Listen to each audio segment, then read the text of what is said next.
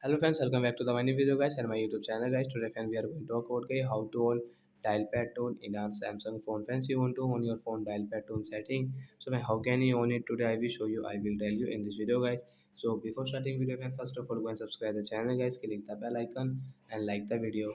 So friends, now let's see how can we on guys dial pad tone setting in our phone. So first of all guys we will on our phone setting guys. After on phone setting guys, scroll it friends.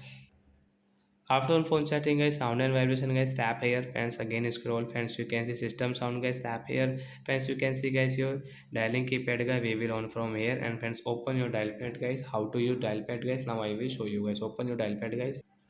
So friends, you can use guys your dial pad tone guys. You can see if enter a number. So like that guys, you can use guys your phone dial pad tone setting. So that's it guys, thanks for watching the video guys. I hope friends you have understood how to on dial pad tone in our phone. So bye bye friends, we will meet on next video guys with new topic guys.